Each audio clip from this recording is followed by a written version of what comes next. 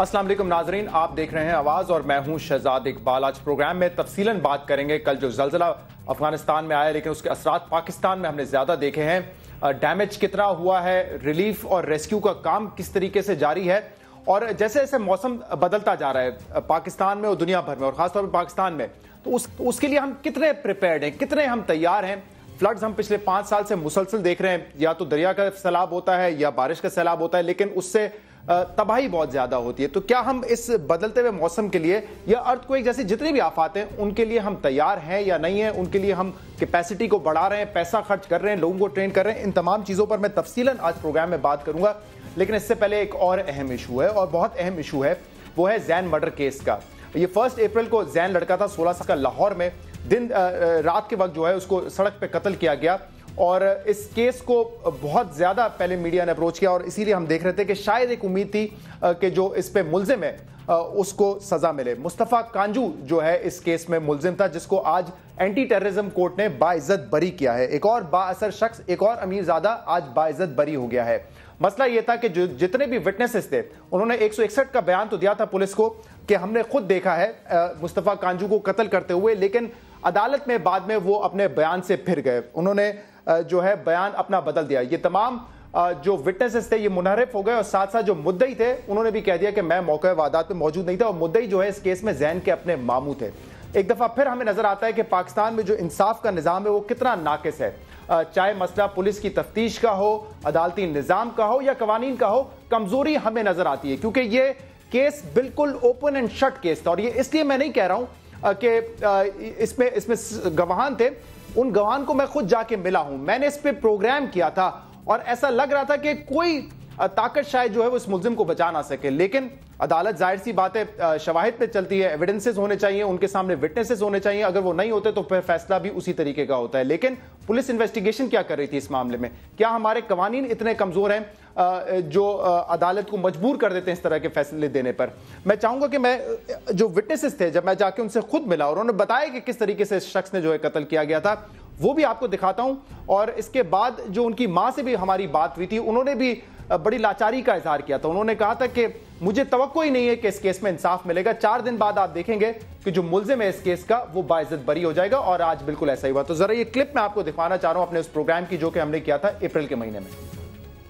मुकदमा जो इस वक्त है उसमें मुस्तफा कांजू और उसके वकील ने अब ये पोजीशन ली है कि गोलियां मैंने नहीं चलाई थी, मेरे गार्ड ने चलाई थी। नहीं, आप चश्मदीद गवाह हैं। 4 गार्ड उसके साथ थे, चारों के पास, 2 के पास ये पैप थे काले रंग के, 2 के पास डंडे थे, 4 गार्डों के पास डंडे थे और गन थी सिर्फ मुस्तफा कांजू के पास थी। गार्ड किसी के पास कोई गन नहीं थी, आपने अपनी आंखों कोई से पिस्टल नहीं था। मैंने अपनी आंखों से देखा, इधर का और इधर का फर्क देख लो। पिस्टल नहीं था, क्लाशनकोव था जी। आपने ये अपना स्टेटमेंट पुलिस वगैरह को रिकॉर्ड करा दिया? सबको करवाया, आपने देखा है? जी, जो मैंने देखा वो, हाँ जी, वो ही मैंने बताया जो मैंने देखा है। कोई डर नहीं लगा? नहीं, डर लगने की क्या बात है, वो तो हमने उस वक्त देख ली थी जी। लेकिन आप इस चीज की गवाही दे रहे हैं कि एक तो वो शख्स नशे में था और असला उसी के हाथ में था और किसी के पास असला नहीं था, इसमें कोई दो राय नहीं है। ना मौत का डर है ना किसी शख्स का डर है जी।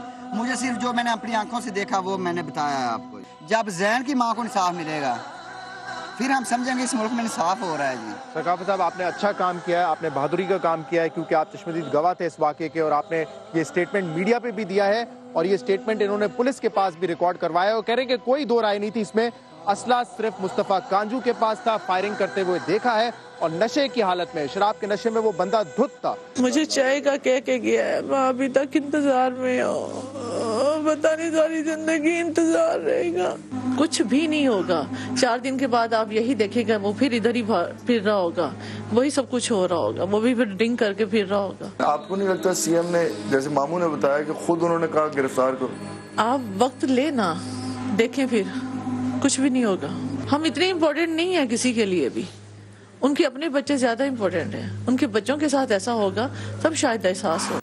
शायद इस माँ को ज्यादा इल्म था कि हमारे यहाँ कानून का निजाम किस तरीके का है, क्योंकि ये कोई बंद कमरे में कत्ल नहीं हुआ था, ये खुलेआम सड़क पर क्लाशनकोव से गोलियां चलाई गई थी और जैन को कत्ल किया गया था। लेकिन इसकी माँ को इल्म था کہ پاکستان میں جو انصاف کا نظام ہے اس سے ان کو توقع نہیں ہونی چاہیے, انصاف نہیں ملے گا. اور آج ایسا ہی ہوا, زین کے جو مبینہ قاتل تھا اس کا مصطفیٰ کانجو, اس کو جو ہے باعزت بری کر دیا. خیر اب تو اس پر الزام بھی نہیں رہے, لیکن سوال یہ پیدا ہوتا ہے کہ وہ سارے وٹنسز اگر اپنا بیان بدل دیتے ہیں تو اس میں ریاست کیا کر رہی ہے؟ کیونکہ خبریں اس طرح کی بھی ہیں, بہت زیادہ پیسہ استعمال کیا گیا ہے, پاور کا استعمال ہوا ہے, اثر و رسوخ استعمال کیا گیا ہے, کیونکہ مصطفیٰ کانجو ایک عام آدمی نہیں تھا, یہ فارمر منسٹر کا بیٹا تھا.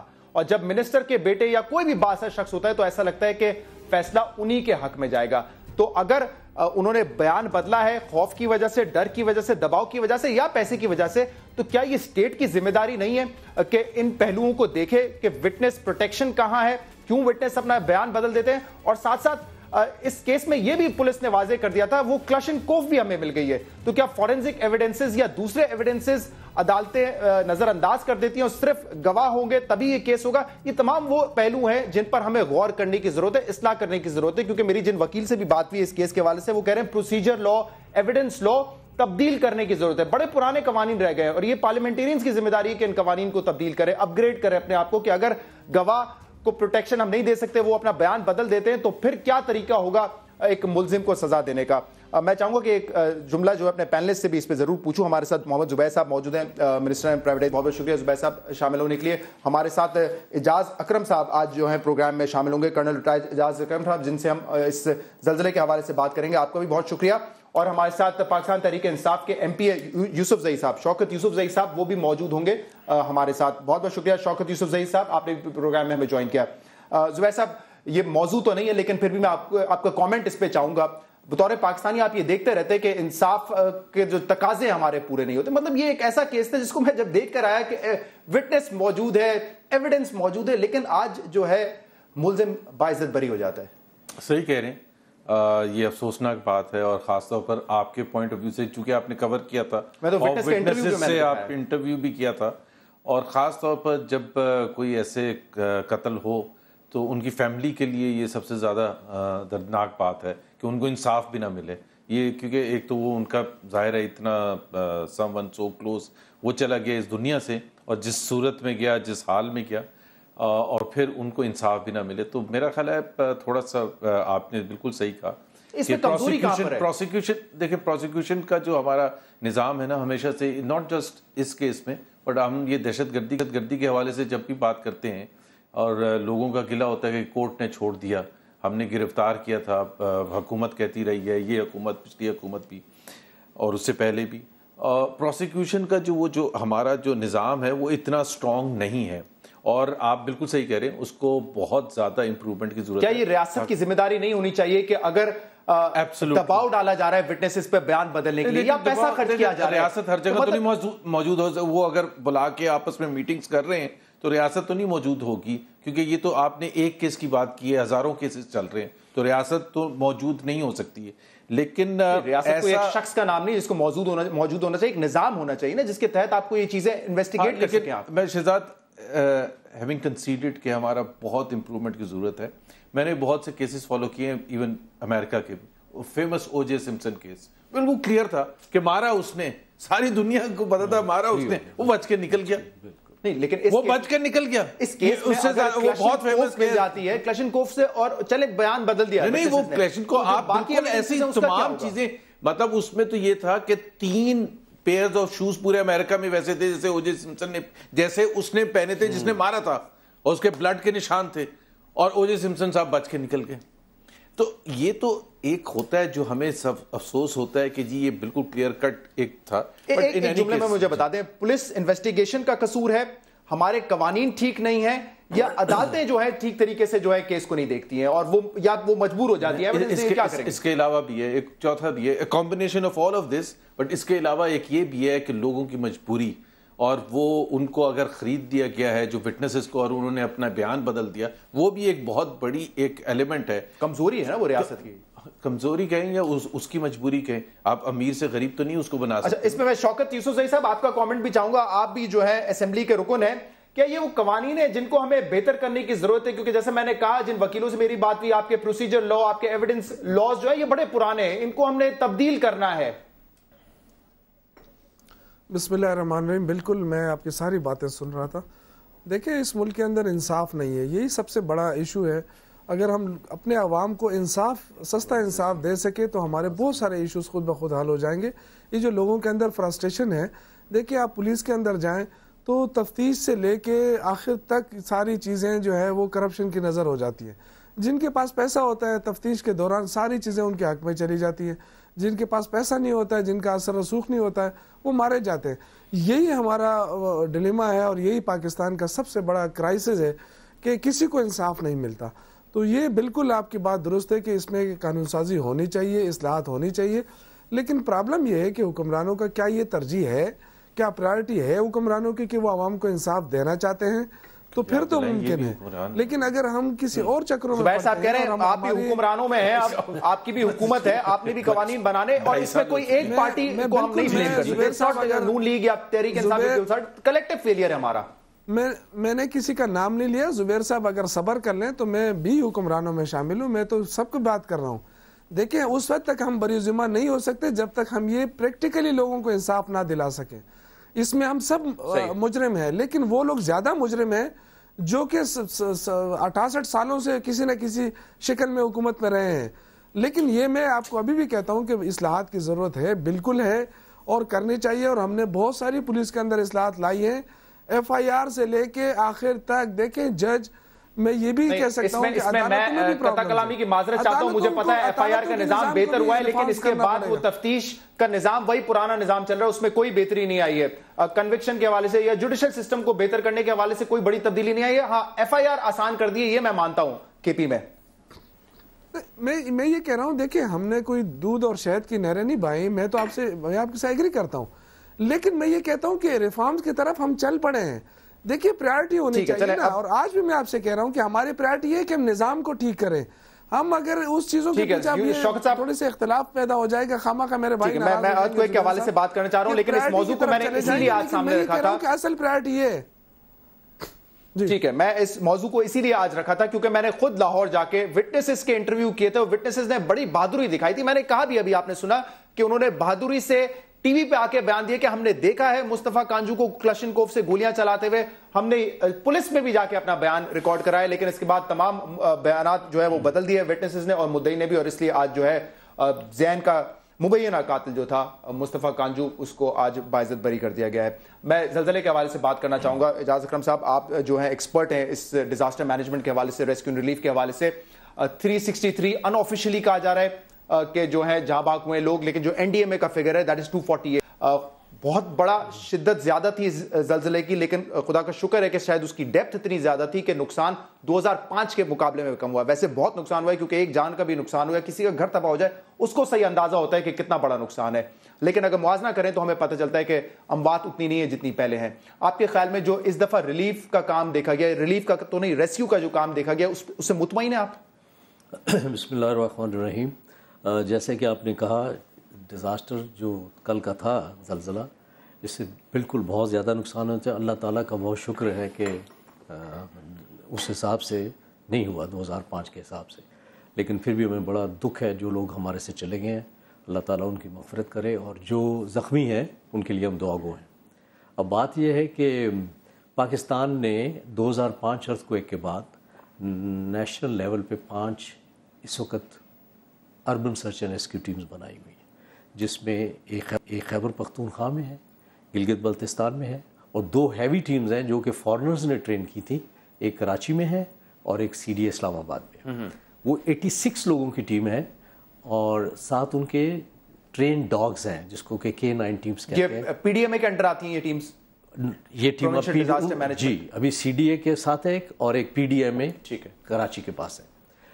این ڈی ایم اے نے بنائی، انہوں نے ہینڈ اوور کر دی پی ڈی ایم اے کو. پی ڈی ایم نے اب پرابلم صرف جو ہے، جو میں سمجھتا ہوں، کوآرڈینیشن کا ہے. And coordination is between N D M A, P D M A and D D M اے.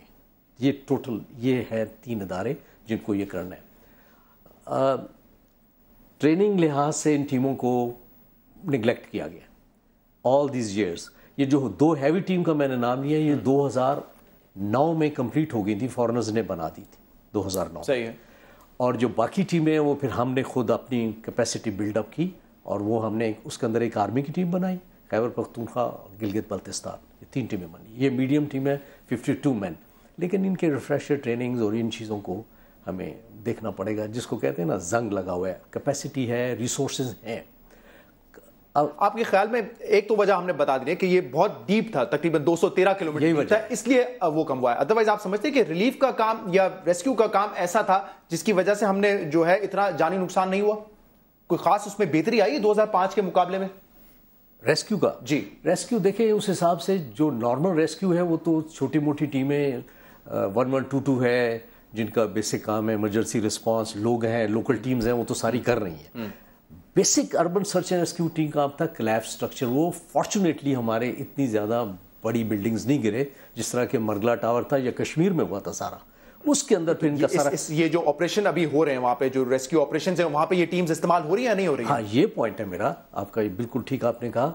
कल तक तो मर्दान में टीम बनाई थी, ये चीफ मिनिस्टर की रिक्वेस्ट पे एक्चुअली ये टीम बननी चाहिए थी। उस वक्त एनडीएमए ने कहा था चित्राल में बने, very rightly so team unfortunately Chitral में बनाई नहीं गई, उन्होंने कहा नहीं ये मर्दान में बनेगी। ठीक है, तो हमने मर्दान में बना दी, मैं उसको खुद था साथ, और वो टीम कल तक कोई काम नहीं किया उन्होंने, कल तक कोई काम कल तो काम बिल्कुल नहीं किया।